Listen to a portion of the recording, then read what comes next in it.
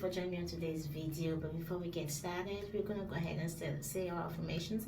I'm about to step out right now, so I'm just gonna say the affirmations that I want my day to look like. I am peaceful. I am a woman of character. I am peaceful. I am a woman of character. Welcome. So today I want to give you like quick tips on how to be able to build confidence as a nurse. As nurses, we tend to specialize a lot. We have different specialties. You have med-surg, tele, ICU, and everything else, right?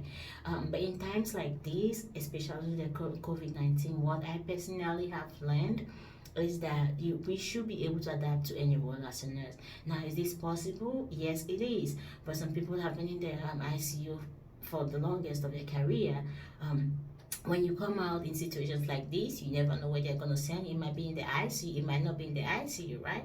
So like I said, we should be able to adapt to any role as a nurse, even if it's a little tiny bit of that role. Just know at least what they're doing, the ins and outs of it. That way, when they send you there, you're not like, oh my God, you know what I mean? Because guys, like I said, fear is really an enemy. Fear is really a bully.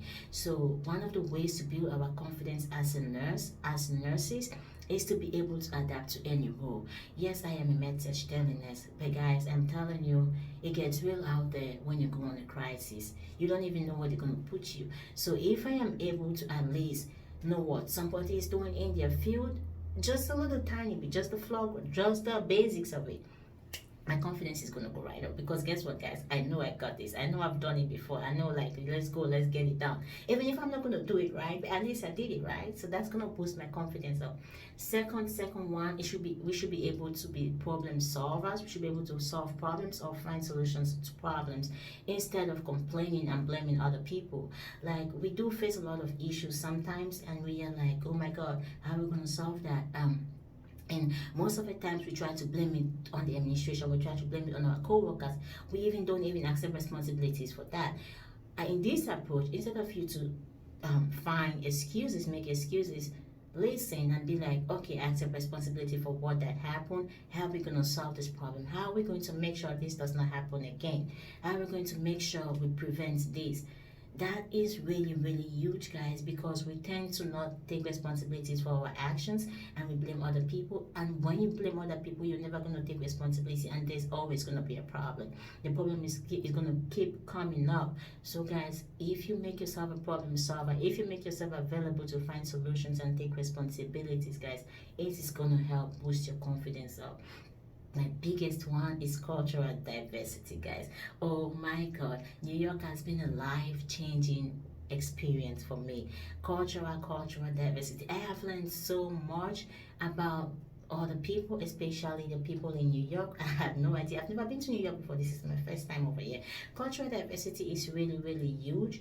When you go to a new place, when you go to a new facility, wherever you go to, it's really huge for you to step back and observe.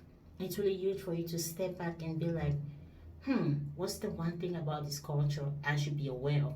What's the one thing about this culture I should be like, you know, because you want to know other people's culture. Am I saying you should know everybody's culture?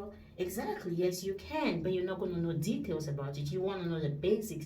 That way, when you get in, you know what you're walking into. Some people's culture, you can't look them in the eyes. Some people's culture, they don't give handshakes. You want to be able to make yourself aware of that. They teach us this in school.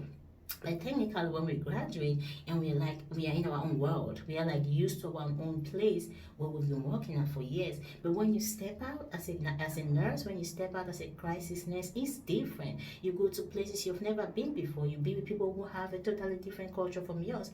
My best advice to you is step back, listen to them, observe, be aware of your surroundings, and you know how their culture works. You want to be able to know the little tiny bits of their culture. There might be people who talk strong. There might be strong women who talk with conviction, and you might take it the other way, but no, they are good people deep down from their heart. It's just the way they talk. You want to be able to know that and be like, okay, this is how these people talk. You want to be able to know, like, okay, this is how these people say hi. You want to be able to know, like, little tiny bit of their culture, guys. When you open your mind to that, it is going to be just embracing. People are going to embrace you. the facility is going to embrace you, because guess what, you know their culture, you respect their culture, and they're going to respect you in return. But don't try to go in there and try to be like, oh my god, this is it, I got this. No, guys, we have to step back as nurses and be able to understand the culture of the other people we are going to work with. This is really helpful, and it's going to boost our self-confidence. So guys, this is my quick tip today of building self-confidence as a nurse. Excuse my COVID-19 cap, I'm about to step out right now. Bye.